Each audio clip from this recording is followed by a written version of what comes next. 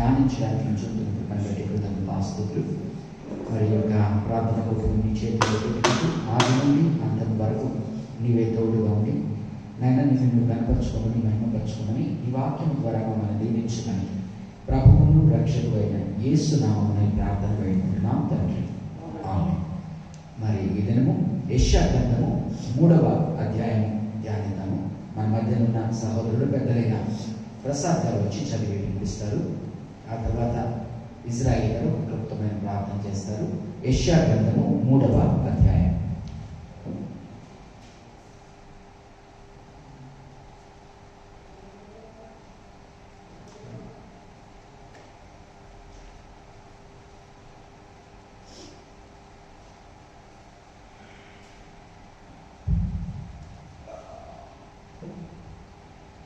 నేటి దినము కొరకు ఏర్పాటు చేయబడినటువంటి పాత నిబంధన గ్రంథంలోని యెషయా గ్రంథము 3వ అధ్యాయం.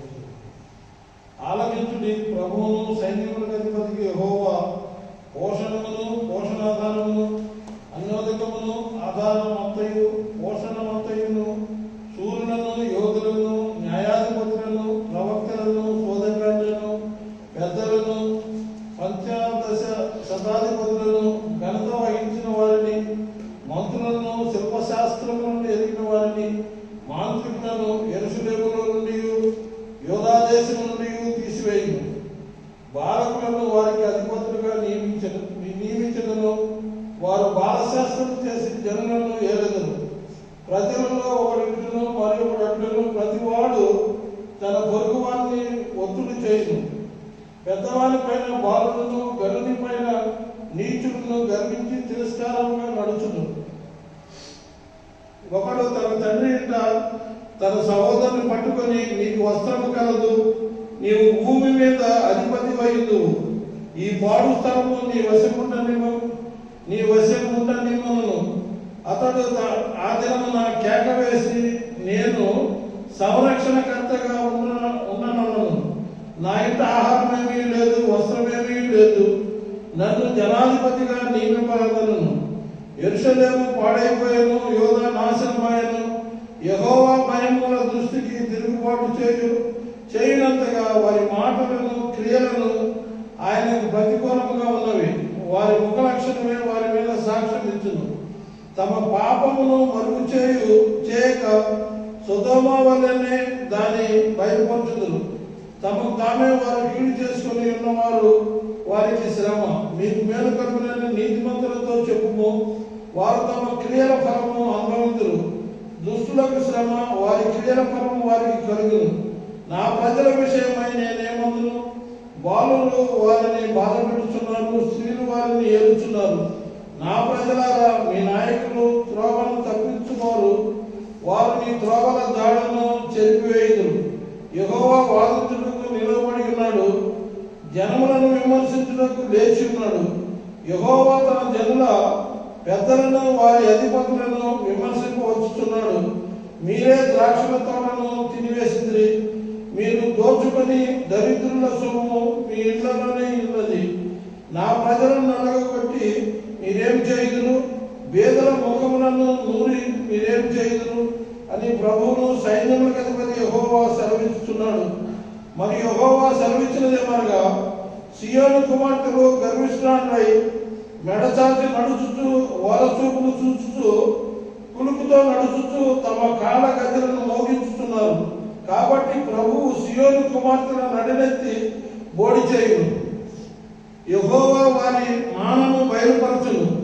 ఆ దినమున యెహోవా గల్లులను వారి పాద భూషణములను, సూర్యబింబ భూషణములను, చంద్రవంకలను భూషణములను, కర్ణభూషణములను, కడియములను, నాణ్యమైన ముసుగులను, కులాయిలను, కాళ్ళ గొలుసులను, వడ్రాణులను, పరిమళ ద్రవ్యపు భరణలను, రక్షరేకులను, ఉంగరములను, ముక్కు కమ్మలను, ఉత్సవ వస్త్రములను, ఉత్తరీయములను, పైటలను, తంతులను, చేత అద్దములను, సన్నం నారతో చేసిన ముసుగులను, పాగాలను, శాలువులను తీసివేయును.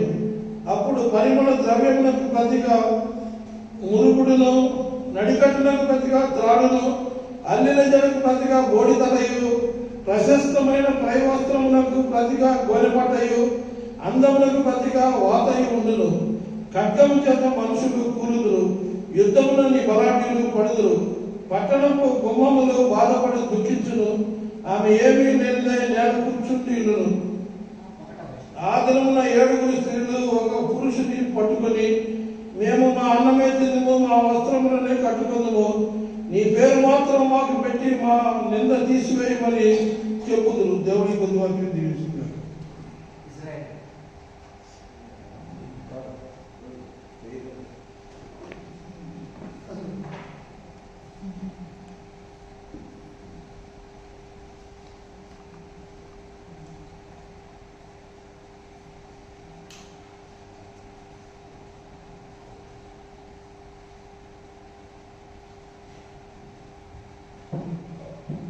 ప్రార్థన చేస్తున్నాము.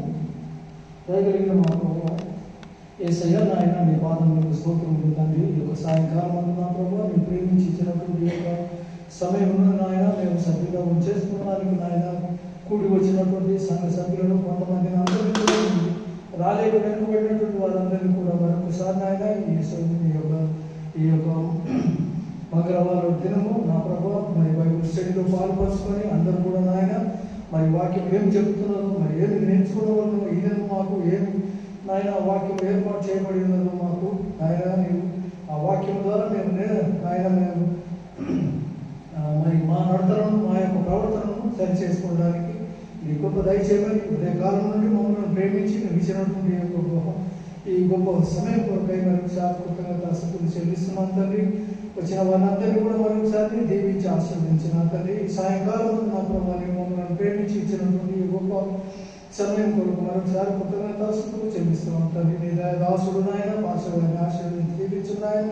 మరి ఈ సాయంకాలం ఆయన ఏ వాక్యం మా కొరకు సిద్ధం చేసి ఉన్నాడు, మరి అది మేము గ్రహించిన తండ్రి దాని ప్రకారంగా మా యొక్క ప్రవర్తనలో లోటుపాట్లను మేము సరిచేసుకోవడానికి నీ కృప మెండుగా మాకు దయచేయండి. సాయంకాలం దీవెనతో మరొకసారి మమ్మల్ని బలపరిచి దీవించి ఆశీర్వదించమని యేసయ్య పరిశుద్ధ నామమున అడిగి బ్రతిమలాడి వేడుకుంటున్నాను నా పరమ తండ్రి.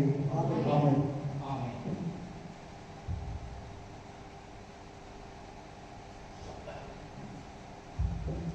Thank you sir. చదివిన వారికి మరి ప్రార్థన చేసిన వారికి ఇదనము బైబిల్ స్టడీలో యెషయా గ్రంథం 3వ అధ్యాయం ధ్యానిస్తూ ఉండగా 3వ అధ్యాయం 2వ అధ్యాయంలో ఆఖరి భాగంలో చూసినట్లయితే యెహోవా దినము అనేటువంటి మాట మాట్లాడతారు. ఒకసారి 12వ వచనం చూద్దాము. అహంకారాతిశయము గల ప్రతిదానిని, ఔన్నత్యము గల ప్రతిదానికి విమర్శించు దినమొకటి సైన్యములకు అధిపతి యెహోవా నియమించి ఉన్నాడు అంటాడు. కాబట్టి యెహోవా దినం అనేది ఒకటి ఉన్నది, విమర్శ దినము అని మాట్లాడుతూ ఇప్పుడు 3వ అధ్యాయంలో ఒకానొక దినమున యెరూషలేము జనాంగం యొక్క పరిస్థితిని బట్టి, యూదా జనాంగం పరిస్థితిని బట్టి, అంటే దేవుని యొక్క ప్రజలు ఏ విధంగా అయితే దారి తప్పి ఉన్నారో వాటి పరిస్థితిని బట్టి ఆ ఒకానొక నాడు ఆయన తీర్పు తీర్చే దాని గురించి మాట్లాడుతూ 3వ అధ్యాయము 4వ అధ్యాయం 1వ వచనం వరకు కూడా ఆ యొక్క జనాంగం పరిస్థితి ఏ విధంగా ఉన్నది, ఆ జనాంగంలో ఉన్న ఆ యొక్క సొసైటీ, ఆ యొక్క సమాజం ఏ విధంగా ఉంది, ఆ స్త్రీల యొక్క పరిస్థితి ఏ విధంగా ఉన్నదని మాట్లాడుతూ దానికి తగిన తీర్పు ఒకనాడు ఆయన తీరుస్తాను అని చెప్పేటువంటి మాటలు చూద్దాం. మొట్టమొదటి వచనం చదువుతున్నాను. ప్రభువును సైన్యములకు అధిపతియునకు యెహోవా పోషణమును, పోషణాధారమును, అన్నోదకములు, ఆధారమంతయు, పోషణమంతయు, సూరులను, యోధులను, న్యాయాధిపతులను, ప్రవక్తలను, సోదకాండ్రులను, పెద్దలను, పంచ దశాధిపతులను, ఘనత వహించిన వారిని, మంత్రులను, శిల్పశాస్త్రములను ఎరిగిన వారిని, మాంత్రికులను యెరూషలేములో నుండి, యూదా దేశంలో నుండి తీసి వేయును. సో ఆ దినమున కొంతమందిని కొన్నింటిని తీసివేస్తున్నాను అంటున్నాడు అన్నమాట. ఆ యొక్క మొట్టమొదటి 3 వచనాలు మాట్లాడుతున్నది ఏంటంటే, ఏదైతే సప్లై ఉన్నదో, ఒక దేశము కావాలంటే అన్నపానములు కావాలా, ఆ తర్వాత దానికి సపోర్ట్ ఉండాలా, నాయకులు ఉండాలా, ఆ యొక్క ఆర్మీ ఉండాలా, వాటి గురించి మాట్లాడుతూ ఆ యొక్క 1 నుంచి 3 వచనాల్లో బోత్ ఆ యొక్క సపోర్ట్ను, సప్లైని రెండుంటి తీసివేస్తాను అంటున్నాడు. చూడండి, పోషణమును, పోషణ ఆధారమును అన్నోదకముల ఆధారమంతయు పోషణ ఎంతయు తీసివేస్తానంటున్నాడు. Supply, support. సపోర్ట్ ఎవరు? శూరులను, యోధులను. ఒక దేశం బాగుండాలి అంటే దాన్ని ఏమంటారు, డిపెండ్ చేసుకోవడానికి, ఆ యొక్క యుద్ధం వచ్చినప్పుడు పోరాటానికి ఆ మిలిటరీ ఛాంపియన్స్. ఇప్పుడు మనం కనుక రాజుల గ్రంథంలో చూస్తే ఆ యొక్క సమూయేలు గ్రంథంలో దావీదు యొక్క మిలిటరీ గురించి మాట్లాడుతూ ఆ యొక్క 30 మంది 100 మంది అనే పేర్లు రాస్తూ మాట్లాడతాడు. అంటే ఒక జనాంగంలో ఆ యొక్క మిలిటరీ ఛాంపియన్స్ లేనిదే ఆ యొక్క దేశము నిలకడగా ఉండదు. న్యాయాధిపతులను, ప్రవక్తలను సమూయేలు గ్రంథంలో మనం చూసామంటే బోత్ సమూయేలు న్యాయాధిపతి, ప్రవక్త. అంటే న్యాయాధిపతులు, ప్రవక్తలు డివైన్ ఇన్స్పైర్, అంటే దేవుడు ప్రేరేపించిన నాయకత్వం. ఆ నాయకత్వము ఆనాడు న్యాయాధిపతులు, ప్రవక్తలు అంటున్నాడు. సోదెకాండను మనం మాట్లాడతాం. సోదెకాండం పెద్దలను, పంచదశాధిపతులను. ఆనాటి దినములలో ఆ యొక్క సమాజం, ఇజ్రాయేల్ సమాజం, యూదా సమాజం వారు ఏలబడుతున్నది. మనం కనుక మోషే సమయంలో నిర్గమకాండంలో చూస్తే ఆయన పెద్దలను ఏర్పరిచి వారి ద్వారా జరిపినట్టు, ఆ తర్వాత మనం దావీదు ఇదైన తర్వాత కూడా మనం చూస్తాం రాజుల సమయంలో కూడా వారికి పెద్దలు ఉంటారు. పంచదశాధిపతులను అంటే ఒక్కొక్క దీని మీద మిలిటరీ కమాండర్స్ గా పెట్టిన వారిని, ఘనత వహించిన వారిని, ఎవరైతే నోబుల్స్ అంటాం కదా, ఇప్పుడు మనం ఇంగ్లాండ్ లో కనుక చూసామంటే లార్డ్ అని, సర్ అని ఇటువంటి మాట్లాడతారు. ఘనత వహించిన వారిని, మంత్రులను. ఎవరైతే మంత్రి అంటే మనకు తెలిసిందే రాజుకు సలహాదారుడుగా ఉండి అన్ని విషయాలు చెప్పేవాడు. మంత్రులను, శిల్పశాస్త్రములను ఎరిగిన వారిని. అంటే శిల్పశాస్త్రం ఎరిగిన వారంటే మనం నిర్గమకాండంలో చూసామనుకోండి, ఆ యొక్క రాళ్ల మీద ఎలాగైనా చెక్కాలి, రాజుల సమయంలో కనుక చూస్తే రాళ్ల మీద ఏ విధంగా చెక్కాలి, విత్తడి మీద ఏ విధంగా చేయాలి, బంగారు పని ఏ విధంగా చేయాలి. కాబట్టి శిల్పశాస్త్రములను ఎరిగిన వారిని, మాంత్రికులను. ఈ యొక్క సోదెకాండము, మాంత్రికులు అనేది ఇజ్రాయేలీ జనాంగంలో ఉండకూడదు. ఆ యొక్క సౌలు సమయంలో కనుక చూస్తే సోదెకాండము, మాంత్రికులు యూనివర్స్లో చంపివేసే అంటాడు. కాబట్టి ఏమంటున్నాడంటే లెజిటిమేట్ గా, అంటే ఒక దేశం నడవడానికి లెజిటిమేట్ గా న్యాయపరంగా ఎటువంటి నాయకత్వం కావాలో వాటిని అన్నింటినీ చెప్తున్నాడు. యుద్ధశూరులు, సలహాదారులు, ఆ యొక్క పెద్దలు, ఎవరైతే గనులు ఉన్నారో వారు, వారితో పాటు చెత్తా చెదారం కూడా వస్తుంది. ఏ సమాజంలో అయినా కూడా ఎప్పుడైతే దేవుడి నుంచి కొంత దూరం పోతారో సోదెగాళ్ళు, మాంత్రికులు వీళ్ళు కూడా వస్తారు. కాబట్టి ఏమంటున్నాడంటే యెహోవా ఆ యొక్క యెషయా ప్రవక్త ఆ యొక్క 3 వచనాల్లో ఒకానొక సమయంలో ఆ విమర్శ దినమున ఇజ్రాయేల్ జనాంగానికి ఆశీర్వాదముగా ఏదైతే ఇచ్చి ఉన్నాడో నాయకత్వం దేవుని నుంచి, దానిని ఆ యొక్క నాయకత్వం సరిగ్గా లేనందువలన, వారు దేవుళ్ళు లేనందువలన ఏ విధంగా చెత్తా చెదారము చేరిందో అన్నిటినీ ఆయన తీసివేస్తాను అంటున్నాడు. తీసివేసి ఆయన ఏం చేస్తా అంటే 4-5 వచనాలు ఏం చెప్తున్నాడంటే, ఆ ఉన్న మంచి ఏదైతే దేవుని యందు ఒక మంచి సమాజంగా ఉండడానికి, ఒక మంచి దేశంగా ఉండడానికి ఆయన ఏదైతే ఏర్పరిచాడో వారిని తీసివేయడమే కాకుండా వారి మీద చెడ్డ లీడర్షిప్ ఇస్తానంటున్నాడు. అంటే ఏదైతే ఒక మంచికి దారి దిగాలి. చూడండి 4-5 వచనాలు. బాలకులను వారికి అధిపతులుగా నియమించను. అంటే ఎక్కడైనా కూడా తల నెలిసిన వారు, పెద్దలు వారు ఉండి నాయకత్వం వహించవలసిన చోట నాయకత్వం వారు వహించలేని పరిస్థితిలో ఉన్నప్పుడు ఇన్ఎక్స్పీరియన్స్ పీపుల్, ఇమ్మెచ్యూర్ పీపుల్ని ఆ వారి మీద, వృద్ధుల మీద నాయకులుగా పెడతాను అంటున్నాడు. బాలకులను వారికి అధిపతులుగా నియమించడము, వారు బాల చేష్టలు చేసి జనులను ఏలెదరు. అంటే ఇప్పుడు తుగ్లక్ పరిపాలన అంటాం చూడండి. ఒకరికి ఎక్స్పీరియన్స్ లేనివాడికి, ఒకరికి మెచ్యూరిటీ లేని వాడికి నీవు కనుక పెద్దరికం పెట్టి పట్టం పెట్టావనుకో, వాడి ఆలోచన విధానం ఏంటుంటుంది, క్యాప్రిషియస్ గా, అంటే ఇష్టమైన నిర్ణయాలు తీసుకుంటాడు. రెహోబోము సమయానికి వచ్చేటప్పటికి చూడండి ఆ యొక్క నిర్ణయాలు ఎలా ఉంటాయి, కొంత యుక్తి ఉపయోగిస్తే అతను తన రాజ్యాన్ని కాపాడుకునేవాడు. కానీ ఆ యుక్తిని ఉపయోగించగా పిల్లలతో తన తోటి పాటి స్నేహితులు, తనతో ఎవరైతే పెరిగి పెద్ద అవుతారో ఆ అలుగ జనంతో మాట్లాడతాడు. మాట్లాడేటప్పుడు వాళ్ళు ఒక సలహా ఇస్తారు.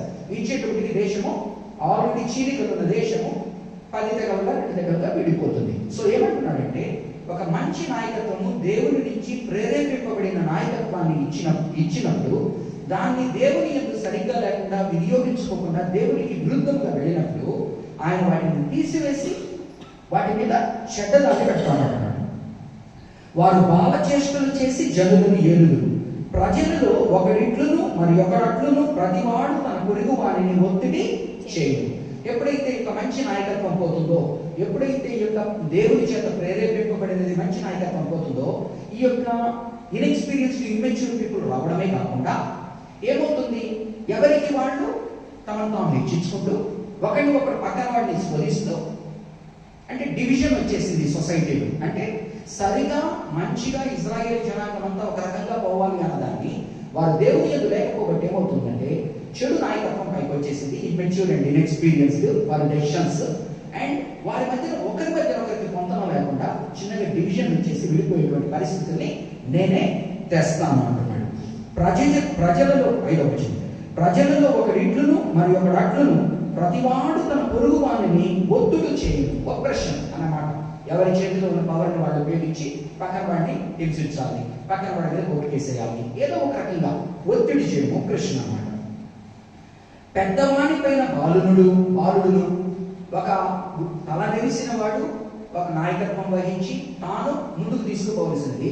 బాలుడు తన మీద నాయకత్వం చేయడమే కాకుండా పెద్దవాని పైన బాలుడును గనుని పైన నీచుడును. అంటే ఒక గనులు ఉండాలి. కాబట్టి గనుల మీద ఎవరు రాజ్యం చెలాయిస్తున్నారు? నీచులు వచ్చి రాజ్యం చెలాయించేటువంటి పరిస్థితి వచ్చిందన్నాడు. కాబట్టి దేవుని నుంచి దూరంగా అయిపోయిన ప్రజలకు దేవుడు చేసేది ఏంటంటే ఆ దేవుణ్ణి నాశనం చేసేటువంటి ప్రక్రియలో వారికి ఎవరినైతే మంచి వారిని ఇస్తానంటాడో వారిని వీళ్ళు సద్వినియోగపరుచుకున్నప్పుడు వీళ్ళు దేవుళ్ళ నుంచి దూరం అయినప్పుడు వాళ్ళని తీసివేసి చెడు వారి మీద పెట్టి ఆ యొక్క ఐక్యత పోయేలా చేసి ఎవరికి వాళ్ళు తమను హెచ్చించుకొని పక్కన వాడిని అరాచకం చేసి పక్కన వాడిని హింసించి పక్కన వాడిని మాటలని ఆ యొక్క యూనిటీ లేకుండా చేసే పరిస్థితులు బాలుడు పెద్దవారి పైన అజమాయిషి చలాయిస్తూ గనుని పైన నీచుడును గర్వించి తిరస్కారముగా నడుచుకున్నాను. ఇప్పుడు చూడండి, యవనస్తుల ఆలోచన చూసామనుకోండి, వారు కనుక సరిగ్గా నడుచుకోలేదు అనుకోండి, వారి పెద్దల్ని గౌరవించరు, వారి పెద్దల్ని ఇష్టం వచ్చినట్టు మాట్లాడేటువంటి పరిస్థితి ఉంది. నువ్వేం పెద్ద చేసి వచ్చావా, నువ్వు ఆ రోజు మాకు చేసింది తెలియదా, ఇటువంటి మాటలన్నీ. కాబట్టి ఏమంటున్నాడంటే గర్వించి తిరస్కారముగా నడుచును. అంటే వారు ఆ వచ్చిన పవర్ని బట్టి వాళ్ళకున్న ఇన్ఎక్స్పీరియన్స్లోను ఇమ్మెచ్యూరిటీలోను పెద్దల్ని గౌరవించకపోగా పెద్దలను గర్వించి తిరస్కారముగా నడుచును అంటున్నాడు. ఇదంతా దేని వల్ల జరిగింది అంటున్నాడు. మనం 2వ అధ్యాయంలో చూసాం. వారు దేవుని యందు లేనందువలన, వారు దేవుడు ఇచ్చిన కట్టుదలను అనుసరించినందువలన, వారు దేవునిలో నడుచుకోనందువలన. కాబట్టి దేవుడు ఇవి చేస్తానంటున్నాడు. 6వ వచనం నుంచి 7వ వచనం వరకు లీడర్షిప్ అంటే నాయకత్వం ఎంత దారుణమైన పరిస్థితికి వచ్చేసింది అంటే చూడండి, ఒకడు తన తండ్రి ఇంట తన సహోదరుని పట్టుకొని నీకు వస్త్రము కలదు, నీవు మా మీద అధిపతివై ఎందుకు. అంటే మామూలుగా వాడికి ఎటువంటి అగ్రగణ్యత ఇచ్చేటువంటి తారకాణమే లేదు. కానీ ఉన్న పరిస్థితులు ఎట్టున్నాయంటే మిగతా వాళ్ళు ఇంకెంత దారుణమైన స్థితిలో ఉన్నారంటే సుమారుగా ఒకటి కనుక ఒక బట్టలు వేసుకున్న ఒక సూట్ ఉందనుకోండి, నీ దగ్గర సూట్ ఉంది, నీ దగ్గర పంపుతుంది, నువ్వే ఇంక లీడర్వి అనేటువంటి స్థితి అనమాట. ఒకడు తన తండ్రి ఇంట తన సహోదరుని పట్టుకొని నీకు వస్త్రము కలదు, నీవు మా మీద అధిపతి అయ్యిందు. లీడర్షిప్ నువ్వు తీసుకో, ఎవరు లేరు పెద్దలు కాబట్టి నువ్వు తీసుకో. ఎందుకు ఈ పాడు స్థలము శిథిలం అంటే మనం ఎప్పుడైతే దేవుని నందు ఉండనప్పుడు ఏమైపోతుంది, ఇప్పుడు మనం ఉన్నట్టు వార్ టోన్ అంటే ఇప్పుడు యుద్ధం జరిగిన చోట చూసామంటే ఇప్పుడు సిరియా అక్కడ టీవీలో చూపించినప్పుడు ఇళ్ళు సైతం కూలిపోయి ఉంటాయి. ఆ బాంబింగ్ బొంబార్డ్మెంట్ దగ్గర తలుపులు ఉండవు, అక్కడనే ప్రజలు ఇంకా నివసిస్తూ కూడా ఉంటారు. ఎందుకంటే వాళ్ళ దేశం ఎక్కడికి పోలేదు, అక్కడనే ఆ శిథిలాల్లోనే నివసిస్తూ ఉంటారు. ఈ పాడు స్థలము నీ వశమున ఉండనిమ్మను. అంటే ఒక మంచి దేశము, పాలు తేనెలు ప్రవహించేటువంటి దేశము కనాను దేశానికి వాళ్ళని తీసుకెళ్ళి నీవు తలగా ఉంటావు, ఎప్పటికీ తోకగా ఉండవు అని చెప్పి నీవు నీ చుట్టుపక్కల వారి మీద అంతా ఆధిపత్యం చెలాయించి నీవు నీ రాజ్యంగా నీకు ఇస్తున్నానని చెప్పిన దానిలో ఏ పరిస్థితి వచ్చేసిందంటే వారు దేవుని యొక్క నడవడం వలన నాయకత్వం లోపం వచ్చేసి ఆఖరికి సుమారుగా అంటే ఇప్పుడు అర్థమైంది కదా, గుడ్డిగా మెల్ల అంటారు. గుడ్డి రాజ్యంలో మెల్లకన్నోడే రాజు అంట, గుడ్డోళ్ళ రాజ్యంలో మెల్లకన్నోడే రాజు అంట. ఆ పరిస్థితి అన్నమాట. అంటే ఏంటంటే ఒకడికి సుమారైన అర్హత ఉంది, 10th క్లాస్ పాస్ అయ్యాడు, మిగతా వాడికి కూడా లేదు. ఒకటి దగ్గర ఒక చిన్న 100 రూపాయలు ఉంది, వాడి చేతులు పెట్టు, ఈ శిథిలను నువ్వు చూసుకో, ఈ పాడుపడిపోయిన దాన్ని ఇంకా నువ్వు చూసుకో, నువ్వే మా నాయకుడివి అంటున్నారంట. ఈ పాడు స్థలము నీ వశము ఉందని నిమ్మను. అతడు ఆ దినమున అతడేమంటున్నాడంటే, అతడు ఆ దినమున కేక వేసి ఆ దినమున, గుర్తుపెట్టుకోండి, ఇందాక మనం మాట్లాడుతున్న 2వ అధ్యాయం 12వ వచనంలో విమర్శ దినమున అంటున్నది.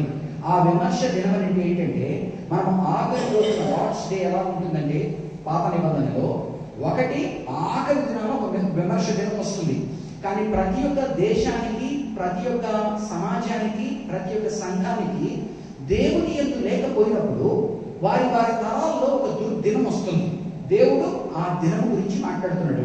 ఏ దినం అయితే యెహోవా దినము ఆశీర్వాదకరంగా ఉండవలసింది, మనం సరిగ్గా లేనప్పుడు ఆ దినము మనకు దుర్దినముగా తయారయ్యేటువంటి పరిస్థితి గురించి మాట్లాడుతున్నాడు. అతడు ఆ దినమున వీళ్ళందరూ వచ్చి నువ్వే లీడర్గా ఉండు, నువ్వే పెద్దగా ఉండు, నువ్వే దీన్ని నడిపించి దేశాన్ని, యొక్క సమాజాన్ని, సంఘాన్ని నడుపుతుంటే, అతడు ఆ దినమున కేక వేసి నేను సంరక్షణకర్తనుగా ఉండనొల్లను. I can't depend this. నేను దీన్ని బాగు చేయలేను. ఇంగ్లీష్ హీబ్రూ అంటే హీలర్ అని ఉంటుంది. నేను దీన్ని బాగు చేయలేను, దీన్ని నేను స్వస్థపరచలేను, దీన్ని నేను మామూలు స్థితికి తేలేను. కాబట్టి దండం పెట్టి ఏమంటున్నాడు అంటే, నా వద్దు మహాప్రభు అంటున్నాడు. ఒకనాడు ఆ యొక్క పెద్దలుగా, ఆ యొక్క నాయకులుగా వాటితో ఉండాలని ఒకరితో ఒకరు పోరాడిన వాళ్ళు. దావీదు ఆ రోజు నాకు నీళ్లు కావాలి అంటే, పలానా చోట నీళ్లు తాగితే ఎంత బాగుండు అంటే, వెళ్ళి ఉరికి వెళ్ళి ఫిలిష్తీయుల దీనికి వెళ్ళి ఆ బావిలో నుంచి నీళ్లు తీసుకొస్తారు. అంటే ఏంటి, ఆయన రాజుగా ఉన్నప్పుడు ఆయన కింద నాయకత్వం ఎలా ఉండింది, ఆ నీటిని కూడా అతను మొక్కుతాడు. ఎందుకని, నేను రక్తంతో కూడిన ఇది మీరు ఇంత కష్టపడిందా. అలాగని అతను ఒక మాట అనుకుంటే, అతని కన్నా ముందు ఎవరున్నారు నాతో అంటే వెంటనే 2-3 రావడానికి సిద్ధపడతారు వారు ప్రాణాలు నొడ్డి. అంటే అలాంటి ఉన్నతమైన ఆదర్శాలు కలిగిన, ఉన్నతమైన ఆధ్యాత్మికత కలిగిన రాజ్యము పరిస్థితికి వచ్చేసిందంటే, నీవు రాజుగా ఉండయా, నువ్వు పెద్దగా ఉండయా, నువ్వు గనుడుగా ఉండయా, నువ్వు దేశాధిపతిగా ఉండయా అంటే, శతాధిపతిగా ఉండయా అంటే వాళ్ళు చేతులు ఎత్తేసేటువంటి పరిస్థితి. అతడు ఆ దినమున కేక వేసి నేను సంరక్షణకర్తగా ఉండను, నేను దీన్ని బాగుపరచలేను, ఈ సమాజాన్ని నేను బాగుపరచలేను, రాజ్యాన్ని నేను బాగుపరచలేను, సంఘాన్ని నేను బాగుపరచలేను, అయ్యా నాకు లీడర్షిప్ ఇవ్వబాకండి, నేను ఉండను. నా ఇంట ఆహారమేమీ లేదు, వస్త్రమేమీ లేదు, నన్ను జనాధిపతిగా నియమింపరాదు అని నా దగ్గర ఏముందయ్యా, నా దగ్గర ఏమీ లేదు, నన్ను పెడితే నేనేం చేయగలను అని మొత్తుకుంటున్నాడు. అంటే ఏం జరుగుతుంది, ప్యాథటిక్ కండిషన్, ఒక దయనీయమైన స్థితికి దేవుని యొక్క దేశము ఒక దయనీయమైన పరిస్థితికి వచ్చేసింది. ఒకనాడు ఉండడానికి పోరాడిన వాళ్ళు, నేను ఆ దీనిలో ఉండాలా, శతాధిపతిగా ఉండాలి, పెద్దగా ఉండాలి, గనుడుగా ఉండాలని కోరిన వాళ్ళు, ఇప్పుడు నీకు దశాధిపతిగా తీసుకోయా, నువ్వు గనుడుగా తీసుకోయా, నువ్వు చెయ్యంటే వాడు నువ్వు చేయలేని మహాప్రభు. ఇదంతా దేనివల్ల జరుగుతుంది, దేవుని యొక్క మామ లేకపోయినప్పుడు ఆ యొక్క మారల్స్, మన యొక్క నైతిక విలువలు పడిపోయి, మన ఆధ్యాత్మిక విలువలు పడిపోయి, మన యొక్క దేశము, మన యొక్క సమాజము, మన యొక్క సంఘం దిగజారిపోయినప్పుడు, మంచి నాయకత్వం పోయిన తర్వాత చెడు నాయకత్వం ప్రారంభమయ్యి అసలు నాయకత్వాన్ని తీసుకోవడానికే భయపడేటువంటి పరిస్థితులు వచ్చేస్తున్నాయి. ఇదంతా ఎందుకు జరిగింది అని చెప్తున్నాడు. 8-9 వచనాల్లో ప్రభు అంటున్నాడు, యెరూషలేము పాడైపోయెను, యూదా నాశనము ఆయను. యెహోవా మహిమగల దృష్టికి తిరుగుబాటు చేయునంతగా, యెహోవా మహిమగల దృష్టికి, ఆయన పరిశుద్ధమైన కన్నులు, పరిశుద్ధత కోరుకుంటున్నాడు. ఆయన తన రాజ్యం ఇలా ఉండాలని కోరుకుంటున్నాడు. తన ఇజ్రాయేల్ జనాంగం ఇలా ఉంటే చుట్టుపక్కల దేశాలన్నీ చూసి ఎందుకు ఇజ్రాయేల్ ఎంత అసంతృప్తి పడుతున్నప్పుడు ఆయన వెనుకున్న ఆ ఇజ్రాయేల్ వెనుకున్న దేవుడిని చూడాలని ఆయన కోరుకుంటున్నాడు. అందుకని ఆయన అబ్రహామును ఎన్నుకున్నాడు. అందుకని ఆయన కుమారుడు ద్వారా, ఇస్సాకు ద్వారా, యాకోబు ద్వారా 12 గోత్రాలను ఆయన ఎన్నుకున్నది. లోకంలో చూసినప్పుడు ఇజ్రాయేల్ ఎందుకంత ప్రశస్తంగా ఉంది అన్నప్పుడు, ఇజ్రాయేల్ కనుక దేవుడు కనిపించాలనుకున్నాడు, అక్కడ పరిశుద్ధత ఉండాలనుకున్నాడు, న్యాయం ఉండాలనుకున్నాడు, ఇవన్నీ ఉండాలని చూస్తున్నప్పుడు యెహోవా మహిమగల దృష్టికి తిరుగుబాటు చేయనంతగా. ఇదంతా ఎలా జరిగింది, మన తిరుగుబాటు వలన అంటున్నాడు. అంటే ఆ యొక్క ప్రజల యొక్క తిరుగుబాటు వలన, ఆ ప్రజల యొక్క అవిధేయత వలన, దేవుని యొక్క ధర్మశాస్త్రంలో చెప్పిన దాన్ని వినక, దాన్ని అనుసరించక, తమ ఇష్టానుసారంగా పోయినందున. మొట్టమొదటి రాజునే మనం కనుక చూసామనుకోండి, వాళ్ళ మొట్టమొదటి రాజు నుంచే ప్రారంభమయ్యేది ఏంటి, ఆయన న్యాయాధిపతుల్ని, ప్రవక్తలను ఇచ్చి ఆయన నడుపుతూ ఉన్న సమయంలో వారు రాజును అడుగుతారు. రాజును అడిగినప్పుడు సమయంలో చాలా బాధపడతారు. అయ్యా వీళ్ళు చూడయ్యా రాజును, వాళ్ళు అడిగేది కూడా ఏమడుగుతారు, చుట్టుపక్కల వారికి అందరికీ రాజులు ఉన్నారు, ఏదైనా యుద్ధం వచ్చినప్పుడు ఆ రాజు ఆ యొక్క కవచం వేసుకుని అది వేసుకొని సూట్ వేసుకొని అక్కడ నిలబడితే ఎంత ఘనంగా ఉంది. మనకేమో లేదు, అంగీలు వేసుకునేటువంటి ప్రవక్తలు, అంగీలు వేసుకునేటువంటి న్యాయాధిపతులు, మాకు కూడా చుట్టుపక్కల వాళ్ళలాగా రాజు ఉంటే బాగుండు అని అడుగుతారు. అంటే చుట్టుపక్కల వాటిని చూసి పులిని చూసి నక్క వాత పెట్టుకున్నట్టు దేవుని యొక్క ప్రజానికము దేవుడే రాజుగా ఉండి నేను ఈ విధంగా మీరు ఉండాలా అని ఆయన పరిశుద్ధత కోరుకుంటున్న సమయంలో రాజును అడిగినప్పుడు ఆయన సౌలుని ఇస్తాడు. మనకు సౌలు చరిత్ర తెలిసిందే. ఆ జానుబాహుడైన వాడు ఒక మూల ఎక్కువ ఉంటాడు మిగతా వాడికన్నా, కానీ నాయకత్వం తీసుకునే టైంకి వెళ్ళి గంపలు వెనక కానుకొని ఉంటాడు మూటల వెనక. ఇదిగో మీ రాజుని తీసుకొస్తాడు. ఆ తర్వాత దావీదు కనుక చూస్తే చూడడానికి పెద్ద ఘనంగా ఉంటాడు. తన తండ్రి ఆ మిగతా 7 కొడుకుని ముందర పంపిస్తాడు, కానీ ఇతన్ని పంపించడు. సమయం గుర్తుపట్టలేడు అతన్ని. కానీ దేవుడు ఏమంటాడు, మీరు పై రూపం చూస్తారు కానీ నేను హృదయం చూసేవాడిని అంటాడు. కాబట్టి రాజు అనేటువంటి సంస్థే ఇశ్రాయేలీ జనాంగానికి తగదు. ఇశ్రాయేలీ జనాంగానికి రాజు తాను. అందుకని సమయాలు బాధపడినప్పుడు ఏమంటాడు, నువ్వెందుకయ్యా వారి గురించి బాధపడతావు, వారు నిన్ను కాదు తిరస్కరించి నన్ను తిరస్కరించారు, కాబట్టి వాడు రాజు అడుగుతున్నారు కదా ఇవ్వు అని చెప్తాడు. అందుకని ద్వితీయోపదేశ కాండంలో ఏం చెప్తాడు, ముందు రోజుల్లో రాజు ఏమేమి చేస్తాడో అని ఎక్స్ప్లెయిన్ చేస్తాడు. రాజు మీ యొక్క కుమారుని తీసుకొని తన అధికత్తెలుగా చేసుకుంటాడు, మీ యొక్క కుమార్తెను తీసుకొని ఆ యొక్క పాత్ర కూసేవాడుగా చేసుకుంటాడు కదమ్మా, చదివాడు కదా ద్వితీయోపదేశ కాండం. రాజు ముందర పోతుంటే ఆయన గుర్రాలకి ఆయన వీటికి మీరు రుసుము చెల్లించవలసి ఉంటుంది అని చెప్తాడు. కాబట్టి రాబోతున్న రోజుల్లో రాజులు ఏ విధంగా మీకు అవుతారు అని ఆయన ముందే చెప్పుకుంటాడు. కానీ దేవుని యొక్క గొప్పతనం ఏంటంటే మనం కావాలని పట్టుబట్టి కూర్చున్నాం అనుకో మనకి ఇస్తాడు, అది మనకు ఆశీర్వాదమో కాదు. యెహోవా మహిమగల దృష్టికి తిరుగుబాటు చేయనంతగా వారి మాటలను క్రియలను ఆయనకు ప్రతికూలముగా ఉన్నాయి. వారి మాటలు వారి క్రియలు ఆయనకు ప్రతికూలంగా ఉన్నాయి. అనుకూలంగా ఉంటే ఆయనకు ఇష్టంగా ఉండడం, ప్రతికూలంగా ఉండడం అంటే ఆయనకు అగెన్స్ట్గా ఉండడం. ఒక్కసారి యెషయా గ్రంథం 59వ అధ్యాయం 2-3 వచనాలు చూడండి. యెషయా గ్రంథం 59వ అధ్యాయం 2-3 వచనాలు. మీ పాపములు ఆయన ముఖమును మీకు మరుగుపరచిన కనుక ఆయన ఆలకింపకున్నాడు. మీ చేతుల రక్తము చేతను మీ వ్రేళ్ల దోషము చేతను అపవిత్రపరచబడి ఉన్నవి. మీ పెదవులు అబద్ధములాడుచున్నవి, మీ నాలుక కీడును బట్టి మాటలాడుచున్నది. ఏమంటున్నాడు, వారి చేతులు రక్తసిక్తమైంది అంటున్నాడు, వారి పెదవులతో మాట్లాడే సరిగ్గా లేదు అంటున్నాడు. కాబట్టి మన నోటి మాటల ద్వారా మనం దేవుని ప్రజలుగా దాని నుంచి అర్థం చేసుకోవాల్సింది, ఒక దేశము పతనమైపోవడానికి గల కారణము, దేవుని ప్రజలు పతనమైపోవడానికి గల కారణము దేవుని ఆజ్ఞలకు, దేవుని యొక్క ప్రవర్తన ఏదైతే పరిశుద్ధత కలిగి ఉండమని ఆయన కోరుకున్నాడో దానికి తగిన రీతిగా ప్రేరేపింపబడిన భక్తులను ఆయన ఇచ్చినప్పుడు, ప్రేరేపింపబడిన నాయకత్వాన్ని ఆయన ఇచ్చినప్పుడు మనం దాన్ని కాదని మన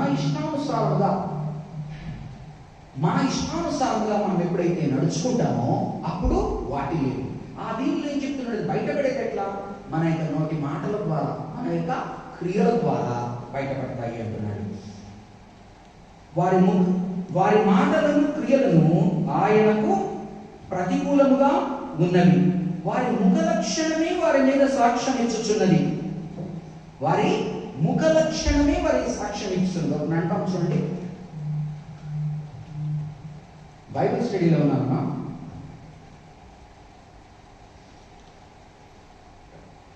వారి ముఖ లక్షణమే వారి మీద సాక్ష్యం ఇచ్చింది.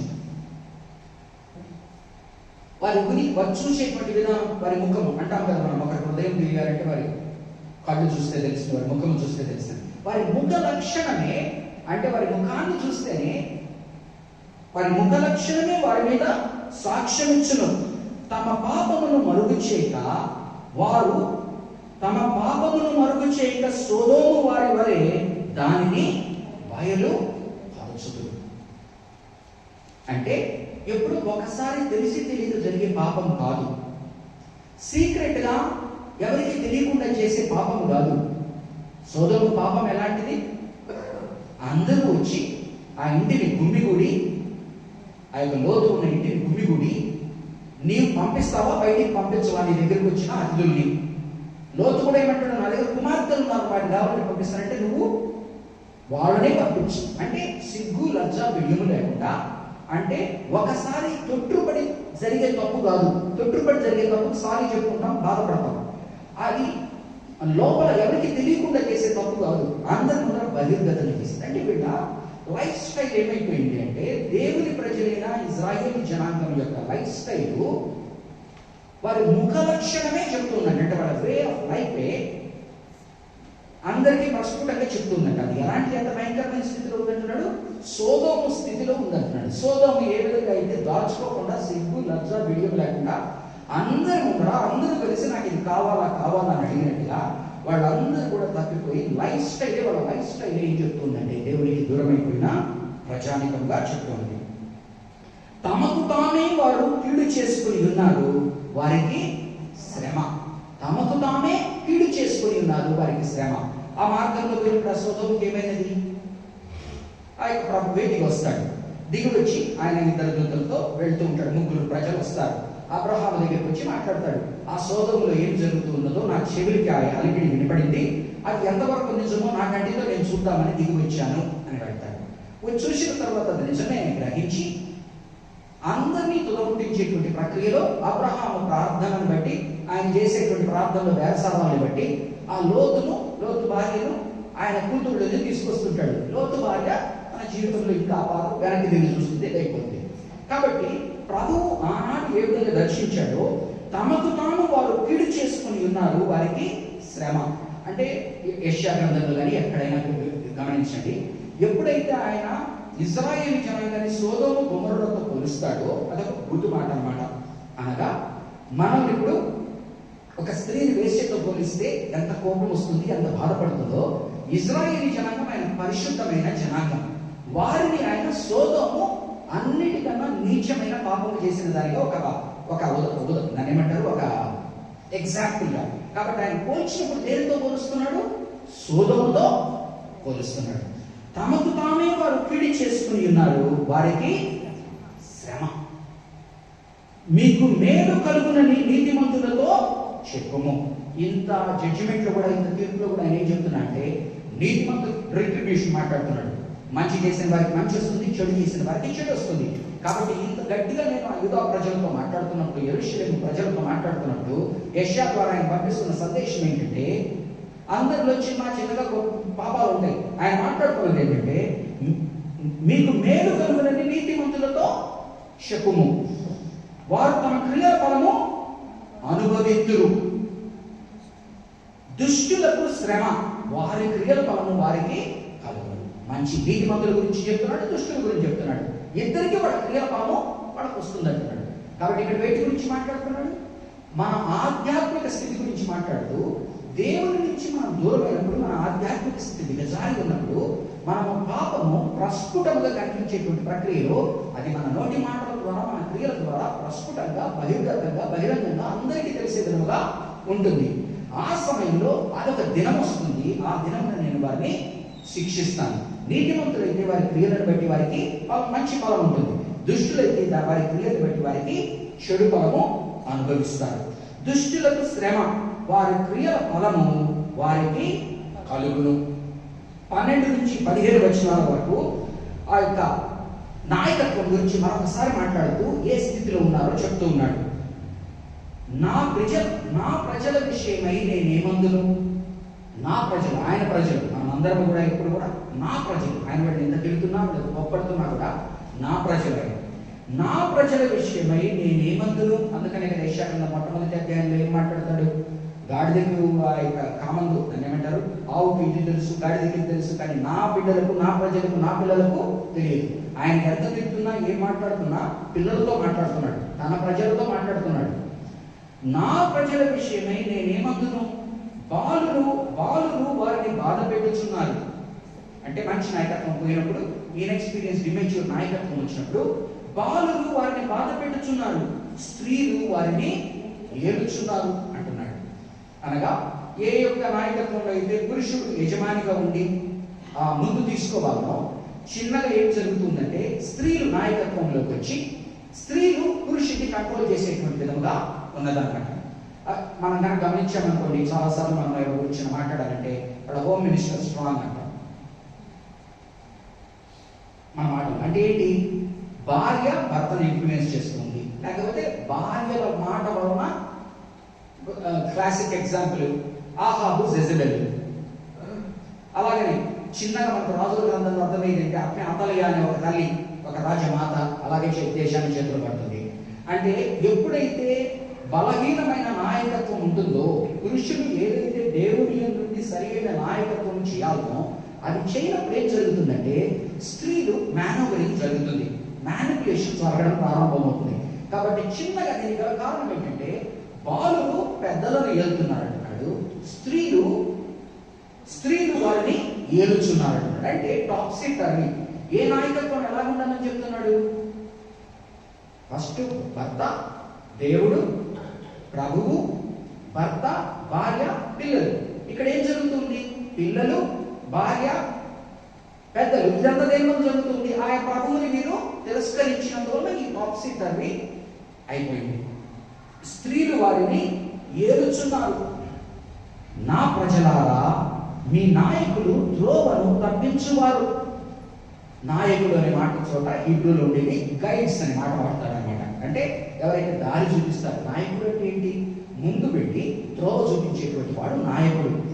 నా ప్రజలారా, మీ నాయకులు త్రోవను తప్పించు వారు. యాక్చువల్గా గైడ్ ముందరకు పోయి మనకు దారి చూపించాలా, వాడే దారి తప్పిపోయి పక్కకి వెళ్ళిపోయాడు అనుకోండి, ఎక్కడికి వెళ్తుంది? అందుకని ఏమంటాడు యేసు ప్రభు వారు? ఆ శిష్యుడు వచ్చి, నువ్వు ఇలా మాట్లాడుతున్నావయ్యా, పరిశీలకు చాలా కోపం వచ్చింది తెలుసా ప్రభు, నువ్వు ఎందుకు వాడితో తగులు పెట్టుకుంటున్నావు, ఎందుకు మాట్లాడుతున్నావు అంటారు. ఆయన ఏమంటాడు? మాట అంటాడు, గుడ్డివాడిని నడిపితే ఎక్కడికి వెళ్తాడు? ఇద్దరు కలిసి గోతులు పడతారు. పరిశీలు మాట మీరు వదిలేసింది, వాడిని పట్టించుకోబాకండి. నేను వాళ్ళని అంటున్నానంటే దానికి ఒక అర్థం ఉంది, పరమార్థం ఉంది. మీరు వాళ్ళ గురించి పట్టించుకోకండి అంటాడు. గుడ్డివాడిని నడిపి ఎక్కడికి వెళ్ళగలడు?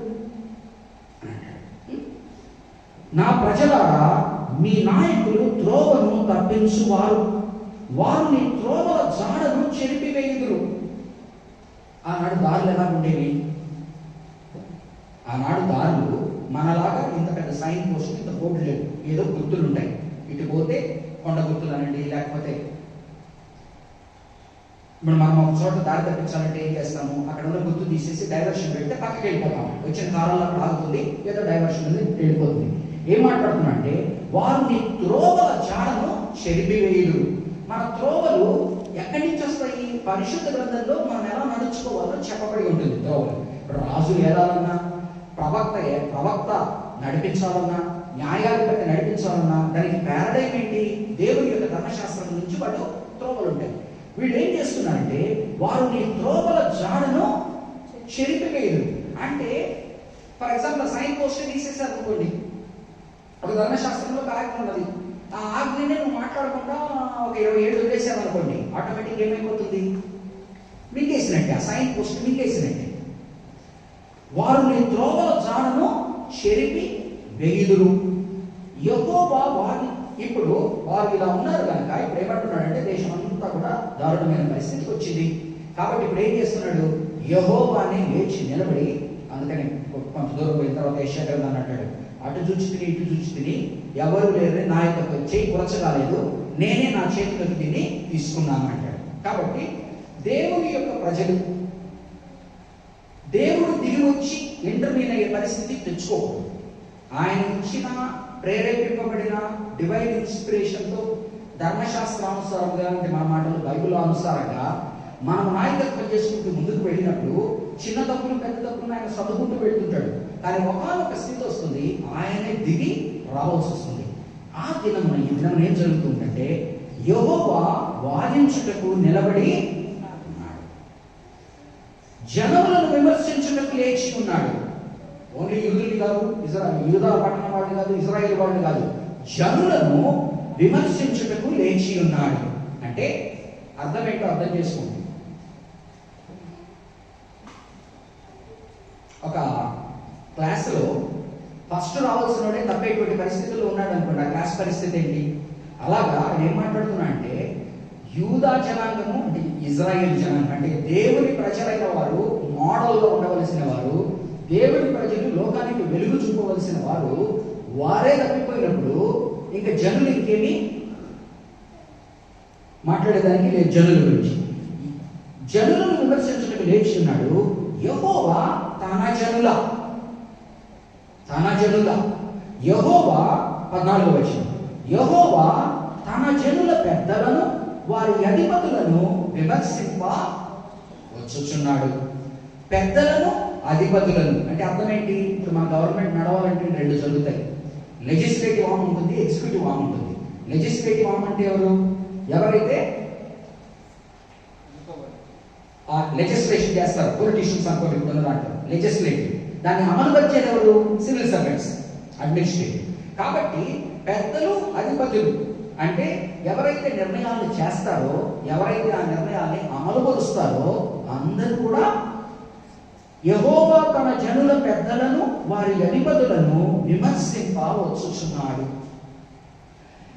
మీరే వారి మీద వేస్తున్న ఆయన అపవాదం ఏంటంటే, నా దేశంలో అందరికీ సమృద్ధిగా ఇచ్చిన దేశంలో అక్కడ ఇక్కడ బీదలు ఉంటారు. వారిని నువ్వు ఏ విధంగా చూసుకోవాలా అంటే, అండర్ ప్రివిలేజ్ వాళ్ళు ఎక్కువ ఉంటారు. ప్రభు ఏమంటాడు? ఆ యొక్క యూదా ఇస్కరియోతు వాళ్ళు ఏమంటారు? అయ్యా ఈ డబ్బు కనుక, ఈ యొక్క పర్ఫ్యూమ్ ఎత్తబాటు కనుక మనం కనుక అనవసరంగా నీ తల మీద పోసింది, నీ కాళ్ళ మీద పోసింది, దీన్ని కనుక అమ్ముంటే మనకు డబ్బులు వచ్చేవి, ఈ డబ్బులతో మనము బీద వాళ్ళను. అప్పుడు ఆయన ఏమంటాడు? బీదలు మీ మధ్యన ఎప్పటికీ ఉంటారు అంటే. బీదల పదవేముండదు. అంటే ఇజ్రాయేల్ జనాంగంలో ఆశీర్వదింపబడిన దేశంలో సైతము బీదలు ఉంటారు. ఆ బీదలను ఎలా చూసుకోవాలని ఆయన చెప్పుకుంటాడు. యెహోవా తన జనుల పెద్దలను వారి అధిపతులను విమర్శించవచ్చుచున్నాడు. మీరే ద్రాక్షల తోటను తినివేసితిరి. వాళ్ళ దీని ప్రకారం ఏంటి? ఇప్పుడు రూత్ వెళ్తుంది, ఆ బోయాజు పొలంలో ఏం చేస్తుంది? ఆ యొక్క గ్లీనింగ్స్ అంటారు. వాళ్ళు ఏరిన తర్వాత మిగిలిన కొరవాసారా బీదలు వదలమంటాడు దేవుడు. నువ్వు ఒక ఆలివ్ ట్రీని కొట్టావనుకో, పడ్డాయనుకో, కొన్ని మిగులుతాయి, దాన్ని ఎక్కి తీయద్దు, దాన్ని అట్లుంచు, బీదలు తీసుకుంటారు. కొన్ని ఆ పొలంలో పడిపోతాయి, వాటిని వదిలేసి వాటిని అంతా తినద్దు. నెక్స్ట్ లేని వారు కొంతమంది వస్తారు. నీ కనుక మీరు ద్రాక్ష తోటను తినివేసి తెలియదు, మీరు దోచుకొనిన దరిద్రుల సొమ్ము మీ ఇళ్లలోనూ విన్నది. ఏం జరుగుతున్నది? ఒకటి, బీదలకు ఏ విధంగా అయితే వదలాలనో వాటిని వదలలేదు. బీదల దగ్గర మిగిలిన చిన్న డబ్బా కూడా వీళ్ళ దగ్గరికి వచ్చేసినాయి. అందుకనే ఆ యొక్క లేవి కాండంలో, నిర్గమ కాండంలో వాటిలో చెప్పినప్పుడు ఏం చెప్తాడు? నువ్వు బీదవారి దగ్గర ఆ యొక్క క్లోత్ తీసుకుంటే దాని వెంటనే రాత్రి వరకే కూడా ఉంచుకో, రాత్రికి ఇవ్వాలి, ఎందుకంటే ఇప్పుడు దాంట్లోనే పడుకోవాలా అంటాడు. కాబట్టి బీదల పట్ల ఆయన ప్రత్యేకమైన ఇది చెప్తున్నాడు, బీదలు ఇలా చూసుకో అని చెప్పి. వీళ్ళేం చేస్తున్నారు? దేవుడు బీదలకు ఏదైతే వదలమన్నాడో దాన్ని వదలకుండా దాన్ని తినేస్తున్నారు. బీదలు అక్కడ ఇక్కడ ఏర్కొని వచ్చి ఏదన్నా కనుకుంటే వాటిని కూడా కుదబెట్టించేస్తున్నారు. మీరు దోచుకొనిన దరిద్రుల సొమ్ము. వాడు ఆల్రెడీ దరిద్రుడు. ఆలోచించండి, బిచ్చగాడి దగ్గర వాడు ముష్టి ఎత్తుకొని డబ్బా ఎత్తేసామనుకోండి, కొంతమంది చిల్లర వేసి దాని నుంచి తీస్తారు, గుడ్డోడి చిల్లరలో వచ్చి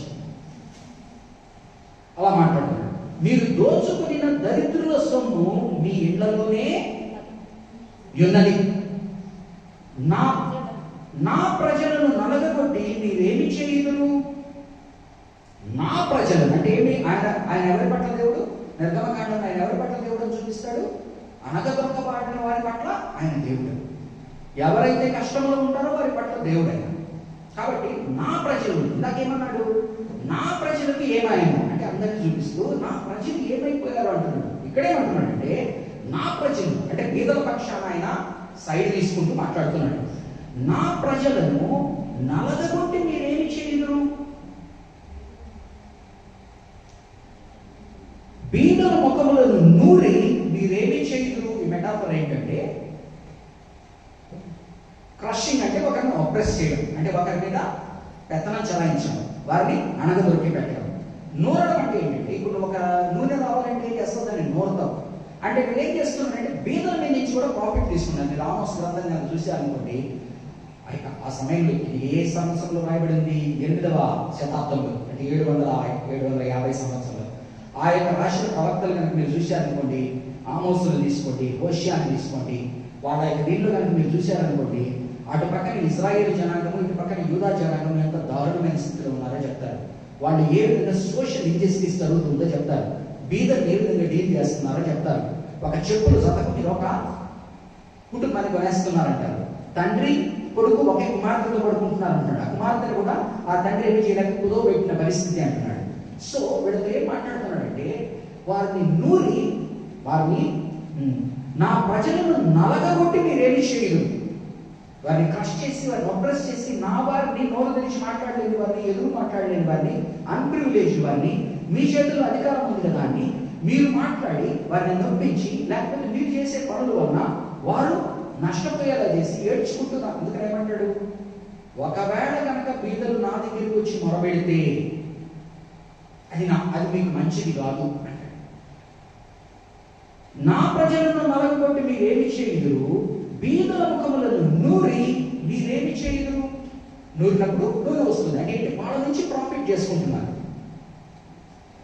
ఎంతోమంది దాన్ని ఏమంటారు, ఆ అప్పుని ఏంటి బట్టి రోజుకు రూపాయి వెనక్కి ఇచ్చేస్తుంటారు. ఏమంటారు అంటే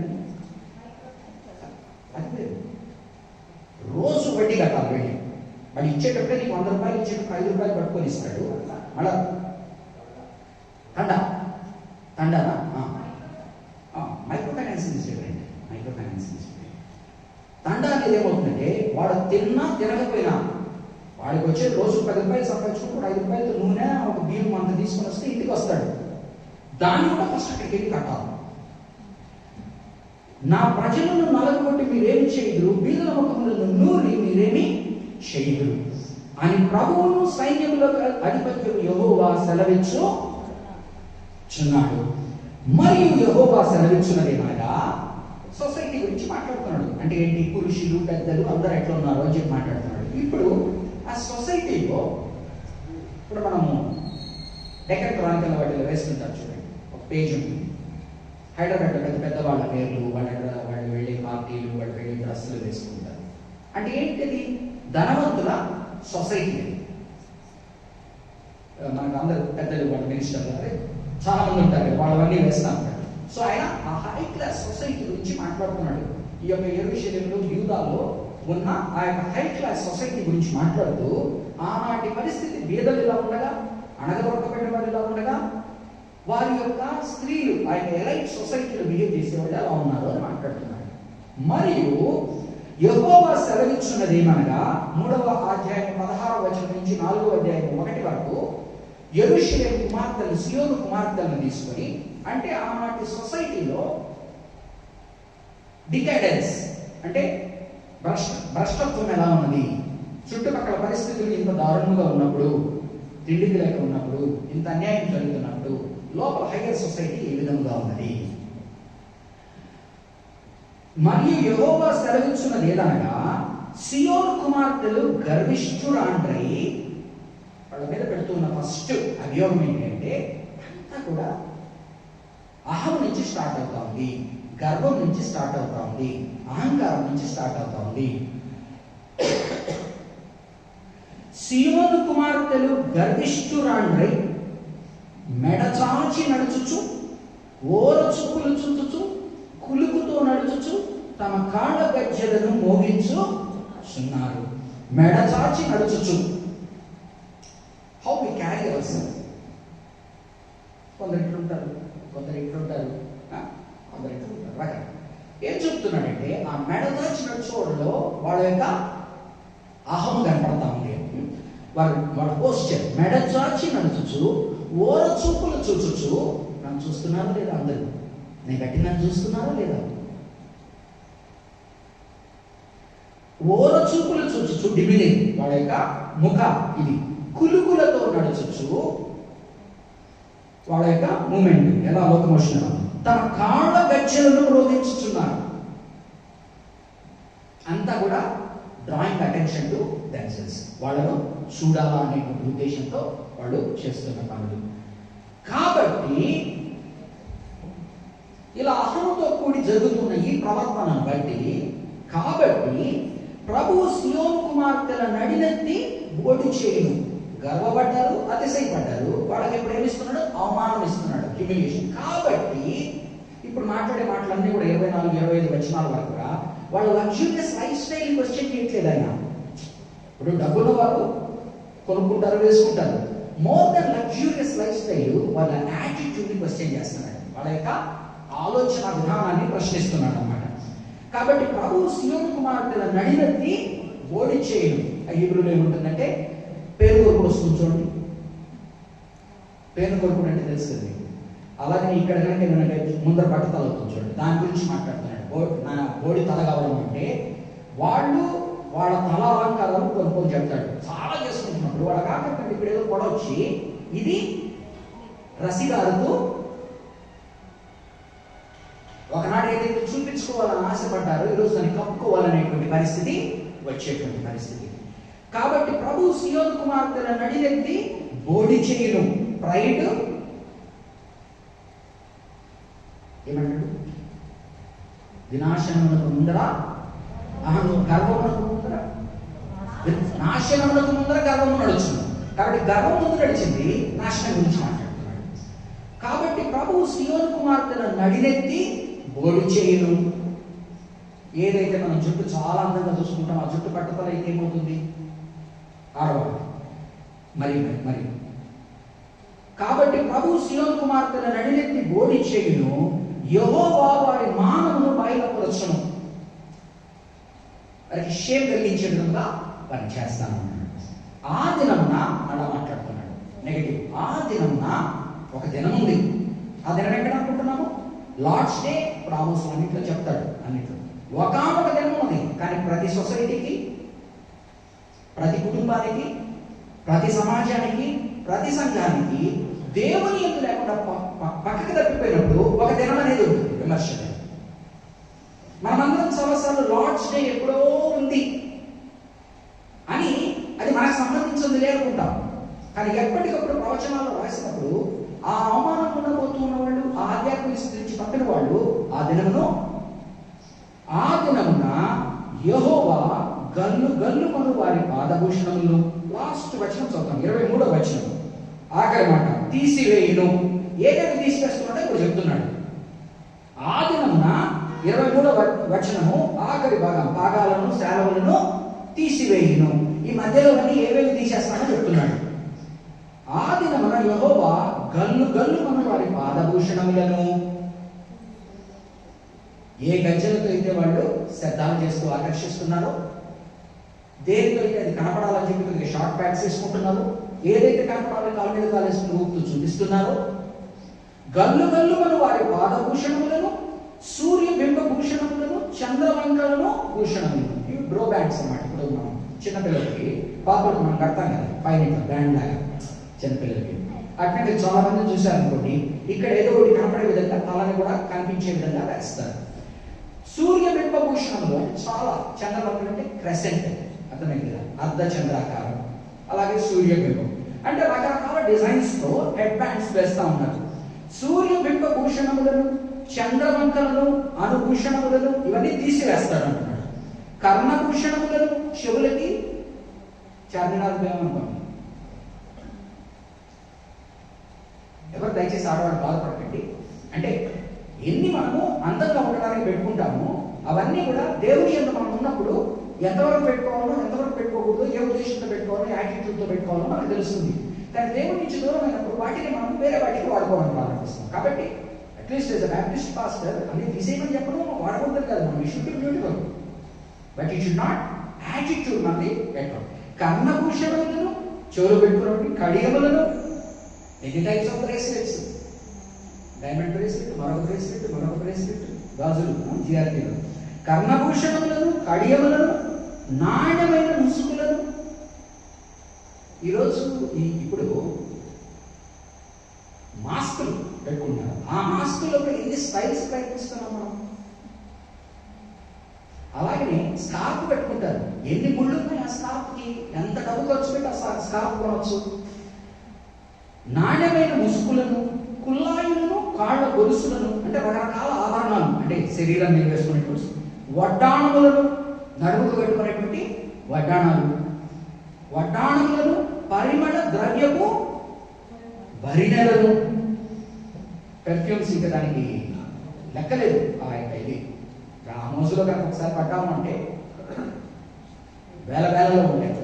ఆ యొక్క ద్రవ్యపు భరిణలను, రక్ష రేకులను, ఛాన్స్ తాయెత్తులు లాంటివి, ఓకే, రక్ష రేకులను, ఉంగరములను, ముగ్గు కమ్ములను, ఉత్సవ వస్త్రములను, పైన రోబ్స్, ఏమంటాం మనం, రోబ్ వేస్తాను పైన, ఒకటి అందంగా కనపడాలంటే పైన ఉత్సవ వస్త్రములను, ఉత్తరీయములను అన్ని కూడా పై కప్పుకొని, పైటలను, సంచులను, పర్సులు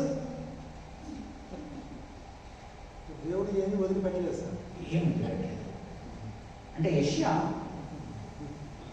ఆత్మతో అన్ని గమనించాడు. సంచులను, ఉత్సవస్త్రములను, ఉత్తరీయములను, పైటలను, సంచులను, చేతి అద్దములను, బ్యాగ్లో నాకెవరు విమర్శించే ఉద్దేశం లేదు, నాకు వస్తాను. చిన్న నెలను తీస్తారు, టక పూస్తారు, టక చేస్తారు. చేతి అద్దములను, సన్నపు నారతో చేసిన ముసుగులను, కనపడకుండా మౌనం కనపడాలి. పాగాలను, హెడ్ బ్యాండ్స్, హెడ్ కవరింగ్స్, షాలువలను తీసి ఏ దినమున ఆ దినమున ఎందుకు తీసివేస్తున్నాడు? వారు గర్వముతో ఉన్నవారిని హ్యూమిలియేట్ చేస్తున్నాడు, తీసివేయండి. అప్పుడు ఏం ఇస్తానని చెప్తున్నాడు, ఏమేం చేస్తున్నాడు చూడండి. మంచి నాయకత్వాన్ని తీసివేస్తాను, చెడ్డ నాయకత్వాన్ని ఇస్తాను. ఇప్పుడు మీరు మంచిగా మీకు ఇచ్చిన, ఆనందించడానికి ఇచ్చిన వాటిని మీరు గర్వంతో యాటిట్యూడ్ బాగా లేకుండా వాడిన వాటిని తీసేసి దాన్ని బదులుకొని మీకు ఇస్తాను ఇట్లు అంటున్నాడు.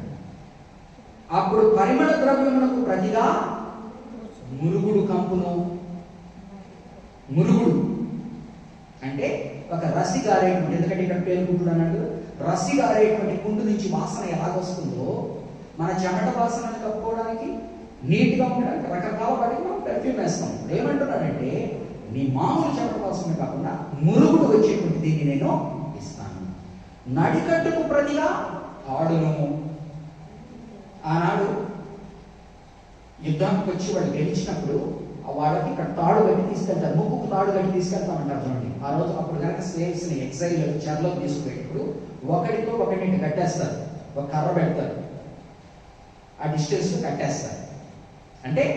అంటే వాళ్ళు బానిసత్వంలోకి వెళ్తున్నారు, చెరలోకి వెళ్తున్నారు. యుద్ధంలో ప్రిజనర్స్ ఏ విధంగా ట్రీట్ చేస్తారో ఆ విధంగా ట్రీట్ చేస్తారు.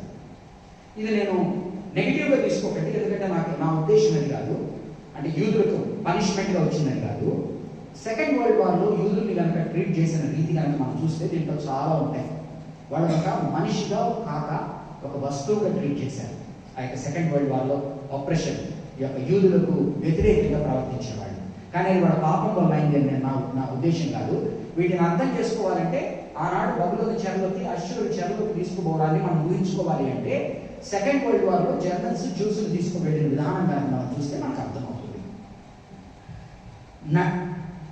నడికట్టుకు ప్రతిగా త్రాడును, అల్లిన జడకు ప్రతిగా ఒడితలగవు.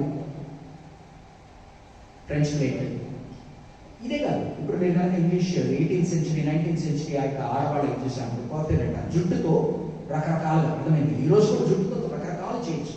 కాబట్టి ఏం మాట్లాడుతున్నాడంటే వారు దేని గురించి అయితే హెచ్చించుకున్నారో అల్లిన జడకు ప్రతిగా ఒడితలయు. Please because I'm also saying publicly, ఇవన్నీ మనకు అర్థమయ్యేది ఎట్లంటే సెకండ్ వరల్డ్ వార్ అప్పుడు వాళ్ళని తీసుకెళ్లే విధానం గుర్తు చేసుకున్నాం అనుకోండి. ఎక్సెప్ట్ ఇది దీంట్లో చెప్పిన ఆ పాపాల వల్ల అయింది, శాపం వల్ల అయింది కాదని ఇమేజ్ని అంతా ఈ జ్యూస్ వాళ్ళు చేసింది అదే. మగవాళ్ళ దుస్తులు వేసేవాళ్ళు, చిక్కి శల్యం అయిపోయేవాళ్ళు, గుండ్లు కొట్టించేవాళ్ళు. అల్లిన జడకు ప్రతిగా బోడిగాయు, ప్రశస్తమైన పై వస్త్రములకు ప్రతిగా గోనెపట్టయు. ఎన్ని అలంకారాలు పెట్టుకున్నారు పట్టు చీరలు, ఎన్నో మాట్లాడాడు. వాటి ప్రతిగా ఏమి ఇస్తానంటున్నాడు? గోనెపట్ట. అందములకు ప్రతిగా వాతయము ఉన్నది. బ్యూటీ బదులు బ్రాండింగ్ అంటున్నాడు. దాని అర్థం ఏంటంటే ఆనాడు చెరలో తీసుకెళ్ళినప్పుడు, యుద్ధంలో గెలిచినప్పుడు వాళ్ళ మీద బ్రాండ్ చేస్తారు. ఇప్పటికీ మనకు తెలిసింది, యూదుల్ని కనుక మీరు ప్రిజన్లోకి వెళ్ళిన వాటిని చూస్తే రష్యన్ ప్రిజన్స్లో కానీ నెంబర్ ఒకటి వేస్తారు, అంటే దే ఆర్ ప్రిజనర్స్ అన్నట్టుగా. అంటే ఆనాడు బానిసలు తీసుకున్నప్పుడు కూడా ఎవరైతే కొనుక్కుంటాడో వాడి యొక్క ముద్ర ఉంటుంది. వాడు గుర్రానికి ఎట్లయితే కింద పడతారో వాడు ఆ దీన్ని ముద్ర స్వస్తికి మార్పుకున్నాను ఊరికనే దాన్ని ఇనుముని వేడి చేస్తాడు. వేడి చేసి కనిపించేటువంటి ప్రస్ఫుటమైన చోట వేస్తాడు. ఇది నా సొత్తు అన్నట్టుగా. బ్యూటీ బదులు బ్రాండింగ్ అంటున్నాడు. అందములకు ప్రతిగా వాతయును ఉండును. ఖడ్గము చేత మనుష్యులు కూలుదురు, మీ మగవాళ్ళు అని రాయబడుతుంది, యువర్ మెన్ అని రాయబడుతుంది. మీరు ఏ యొక్క ఆమోస్ గ్రంథం చూడండి, 4:1 వాళ్ళు లేచి అడుగుతుంటారంట, ఎప్పుడు తెస్తావు మాకు వైన్, ద్రాక్షరసం అయిపోయి ద్రాక్షరసం ఎప్పుడు తెస్తాం అన్నట్టుగా. అంటే వాళ్ళ సొసైటీ డికాడెన్స్ గురించి మాట్లాడుతూ మగవాళ్ళని ఉండనివ్వకుండా ముందు తెమ్మని అడిగేటువంటి పరిస్థితులు అంటే డికాడెన్స్ అంటే దీన పరిస్థితి. ఖడ్గము చేత మనుష్యులు కూలుదురు, మీ మగవాళ్ళని దేనికైతే మీరు ఇట్లా మ్యానిపులేట్ చేసి మేనేజ్ చేసి పెట్టుకున్నారో వాళ్ళు ఖడ్గం చేత కూలుతారు. వారు యుద్ధము నాని బలాఢ్యులు పడుదురు, ఎవరెవరైతే నీ యొక్క ప్రొటెక్షన్ అనుకున్నావో, ఎవరెవరి ద్వారా అయితే నీ చుట్టూ నీ స్త్రీత్వానికి రక్షణ అనుకున్నావో వారందరినీ తీసేస్తాను. పట్టణపు గుమ్మములు బాధపడి దుఃఖించును, పట్టణపు తలుపులు కాదు గుమ్మములు అంటే ఏంటి, తలుపులు. యెరూషలేము నెహెమయా వెళ్ళినప్పుడు చేసింది ఏంటి, గోడ కట్టి తలుపులు బిగిస్తాడు. వారిలో ఏం జరుగుతుందంటే తలుపుల్ని ఫస్ట్ కాల్ చేస్తారు, ఆయన దీంతో పెట్టి కొడతారు, తలుపులు కూర కొడతారు, అంటే గుమ్మాలు మాత్రం మిగిలి ఉన్నాయి. పట్టణపు గుమ్మములు బాధపడి దుఃఖించును అంటే శిథిలావస్థలో ఉన్న ఒక దేశం గురించి మాట్లాడుతున్నాడు. అంటే ఆ రాజుల నుంచి వారి మీద పడితే ఏమవుతుందో చెప్తూ, నా యందు మీరు లేరు కనుక మీకు జరిగేవన్నీ, నా యందు మీరున్నప్పుడు ఈ పరిమళ తైలాలన్నీ మీరు ఆనందించడానికి ఇచ్చాను, ఈ యొక్క బట్టలన్నీ నా యందు మీరు లేనప్పుడు జరిగేది ఏంటంటే ఇవన్నీ జరుగుతాయి. పట్టణపు గుమ్మములు బాధపడి దుఃఖించును, ఆమె ఏమీ లేనిదై నేల. అంటే మార్నింగ్ లో ఒక్కొక్కసారి మనం పడక మీద కూర్చున్నాడు నేల మీద పడి ఏడ్చినట్టు, లేకపోతే ఒక ఇల్లు శిథిలావస్థలోకి వెళ్ళిపోయి ఫర్నిచర్ అంతా వేరే వాళ్ళు కట్టుకొని వెళ్ళిపోయినప్పుడు కింద ఏమీ లేకపోతే కింద చతికిలు పడి కూర్చుంటారు. కొన్ని ఇళ్లలో ఏమి కూర్చోదానికి లేని పరిస్థితులు ఉంటాయి. ఆమె ఏమీ లేనిదై నేల కూర్చుంటున్నాడు. లామెంటేషన్స్ ఏమంటారు, విలాప వాక్యాలు, విలాప ఏమంటారండి, ఇర్మియా తర్వాత ఉందని విలాప వాక్యం. ఒక్కసారి చూడండి 1:1 పరిస్థితి ఎట్లుంటుందంటే, ఒక చెరలోకి తీసుకుపోయినప్పుడు ఏడు జరుగుతుంది. 1:1 జనభరితమైన పట్టణము ఎట్లు ఏకాకి దుఃఖాక్రాంతమాయను, అది విధవరాలి వంటిదాయను, అన్యజనులు ఘనతకెక్కినది, సంస్థానములలో రాజకుమారి అయినది, ఎట్లు పన్ను చెల్లించున్నదై పోయను. పరిస్థితి ఆఖరికి 4:1 చదువుకొని చూస్తాం. ఈ స్త్రీల పరిస్థితి ఆఖరికి ఏమవుతుందట, ఆ దినమున 7 స్త్రీలు ఒక్క పురుషుని పట్టుకొని, అంటే 6 మగవాడు చనిపోయారు, ఒక మగవాడు మిగిలి ఉన్నాడు. అర్థమవుతుంది. ఇప్పుడు బాయ్స్ గర్ల్స్ రేషియో జరిగినప్పుడు ఏం జరుగుతుంది, అలాగనే మగవాళ్ళ సంఖ్య తగ్గిపోయింది, యుద్ధంలో చనిపోయారు. కాబట్టి ఒక స్త్రీ ఒక పురుషుని 7 స్త్రీలు పట్టుకొని ఒక్క పురుషుని పట్టుకొని మేము మా అన్నమే తిందుము, మా వస్త్రములే కట్టుకుందాము. నిర్గమకాండం 21:10 ఏం చెప్పాడు, నీవు కట్టుకున్న భార్యను పోషించాలా, ఆవిడ ఇది చూడాలా, అన్ని చూడాలా, ఆవిడ కనుక వాళ్ళు వదిలేస్తే ఇవ్వాలా అని చెప్పాడు. ఇప్పుడు రివర్స్ అయింది అనమాట. ఏమంటున్నారంటే వాళ్ళు, అయ్యా మా వస్త్రాలు మేము తెచ్చుకుంటాం, మా అన్నం మేము తింటాం, మాకు నువ్వేం పెట్టడం లేదు, నీ పేరు ఇయ్య చాలు, నీ పేరు మా మీద పెట్టి చాలు, మేము మా అన్నమే తిందుము, మా వస్త్రములే కట్టుకుందుము, నీ పేరు మాత్రము మాకు పెట్టి మా నింద తీసివేయమని చెప్పుదురు. ఆ దినమున పాజిటివ్గా నెక్స్ట్ వారం చూద్దాము. చిన్న భాగమే ఉంటుంది కానీ గొప్ప సత్యాలతో ఉంటుంది. కాబట్టి 3వ అధ్యాయం అంతా కూడా 4వ అధ్యాయం 1వ వచనంలో ఏం మాట్లాడుతున్నా అంటే, ఒక డికాడెడ్ సొసైటీ, ఒక ఆధ్యాత్మికంగా దేవుని నుంచి దూరం అయిపోయిన సొసైటీ ఏ విధంగా ఉంటుంది, అది దేవుని ప్రజలైనప్పుడు ఇంకా అది దయనీయమైన పరిస్థితి. ఆ పరిస్థితుల గురించి మాట్లాడుతూ, ఆ పరిస్థితులు అలా కావడానికి గల కారణము వారి యొక్క ఆధ్యాత్మిక నుంచి పైకి వెళ్ళిపోయి దేవునికి విరుద్ధంగా తిరుగుబాటులో వారి నోటి ద్వారా, వారి యొక్క క్రియల ద్వారా దేవునికి దూరంగా వెళ్ళిపోయిన వాడిని దేవుని ఒక దినం ఆయన లేచి నిలబడతానంటున్నాడు. ఆయన లేచి నిలబడి తమ న్యాయమతను జరిపించేటువంటి ప్రక్రియలో ఎవరెవరైతే ఆనందం పొందారో వాళ్ళందరినీ, లాజరు ఆ యొక్క రిచ్ మ్యాన్, ఆ యొక్క ధనవంతుడు పెట్టినప్పుడు ఏమంటాడు, ఇన్ని నాళ్ళు నీవు అన్ని అనుభవించవలసినది అనుభవించావు, కానీ ఈనాడు లాజరు నాతో సౌఖ్యం పొందుతున్నాడు, నీవైతే అన్నట్టుగా అనుభవించవలసినవన్నీ అనుభవించారు. దేవుడు లేకుండా అనుభవించినందువలన దేవుడే దిగి వచ్చినప్పుడు, తీర్పుకు గురి చేసినప్పుడు ఆ దినమున ఈ పరిస్థితులు ఉన్నాయి. కాబట్టి ప్రతి దేశమునకు, ప్రతి సమాజమునకు, ప్రతి సంఘమునకు అర్థం చేసుకోవాల్సింది, దేవుని యందు మనం ఉండి చేసినప్పుడు మనల్ని మోడల్గా వాడుకుంటాడు, ఇంకొకరికి లైట్గా వాడుకుంటాడు. మనం దేవుడి నుంచి కనుక దూరం వెళ్ళాము అంటే ఆయనే దిగి వచ్చి మనల్ని శిక్షిస్తాడు. అప్పుడు మంచి నాయకత్వం చోట చెడ్డ నాయకత్వం వస్తుంది. పురుషులు ఏలవలసిన చోట స్త్రీలు ఏలేటువంటి పరిస్థితులు వస్తుంది. అండ్ సంపూర్ణమైన డికాడెన్స్ జరుగుతుంది. కాబట్టి ఈ పరిస్థితులకు రాకుండా ఉండేదానికి మన పితరులైన జనాంగంతో మాట్లాడిన మాటలు మనకు పాఠంగా తెలుసుకొని ఈ పరిస్థితులు మనకు రాకుండా ఉండడానికి, ఒకవేళ ఈ పరిస్థితులు వచ్చే పరిస్థితుల్లో మన సమాజం ఉంటే సమాజాన్ని మనం కొంతవరకే మార్చగలం. మన కుటుంబంలో కనుక ఈ పరిస్థితులు ఉంటే చక్కదిద్దుకోవాలి. ఒకవేళ మన సంఘంలో ఈ పరిస్థితి ఉంటే ఆధ్యాత్మికతలో వచ్చి ఆ పరిస్థితులకు వెళ్లకుండా జాగ్రత్త పడాలి. జాగ్రత్త పడినప్పుడు దేవుడు దిగిరాడు. దేవుడు దిగి వచ్చి ఆయన చాలా ఏం ఆయన దిగొచ్చే పరిస్థితులు మనము తెచ్చుకోకూడదు. ప్రార్థన చేస్తున్నాం. పరిశుద్ధమైన దేవాలైనా నీ కృప కలిగిన హస్తాలకి ఒక బయట స్క్రీన్ భద్రపరచుకుంటూ ఆది నుండి అంతం వరకు మీరు తోడుగా ఉండి ఈ వాక్యాన్ని నైనా వచనము వెంబడి వచ్చిన మాకు బోధించిన రీతిని బట్టి మేము ఎలా ఉండాలో మాకు నైనా హెచ్చరికలిచ్చి ముందుకు నడిపిస్తున్న రీతిని బట్టి కృతజ్ఞతాస్తుతులు. మేము వీటి నుంచి నేర్చుకుని నీకు ఇష్టలుగా నుండి నీ ఆశీర్వాదాలు పొందుకునేటట్టుగా ఇక్కడ ఉన్న ప్రతి స్త్రీ, ప్రతి పురుషుడు, ప్రతి నాయకుడు, ప్రతి సేవకుడు, మా సంఘం అంతా కూడా నాయన నేను వెంబడించి నీ దీవెనలు పొందుకునేటట్టుగా దీవించమని యేసు నామమున ఈ ప్రార్థన పెట్టుకుంటున్నాను. దయచేసి అందరూ నిలబడినట్లయితే పరలోక ప్రార్థన ఆశీర్వాదంతో ముగించుకున్నాం. పరలోకమందున్న మా తండ్రి, నీ నామము పరిశుద్ధపరచబడుగాక, నీ రాజ్యము మాకు వచ్చుగాక, నీ చిత్తము పరలోకమందు నెరవేరినట్లు భూమి మీదను నెరవేరుగాక. మాకు కావలసిన ఆహారమును మీరు మాకు దయచేయండి. మా రుణస్తులను మేము క్షమించిన ప్రకారం మీరు మా రుణమును క్షమించును. మమ్మల్ని శోధనలకు కీడు నుంచి రక్షించును. ఎందుకంటే రాజ్యాధికారము మహిమ నిరంతరం నీవై ఉన్నావు. త్రియేక దేవుని ఆశీర్వాదము, కాపుదల, భద్రత ఇప్పుడు ఎల్లప్పుడూ సదాకాలము మన సంఘం మీద ఉండుగాక. Praise the lord.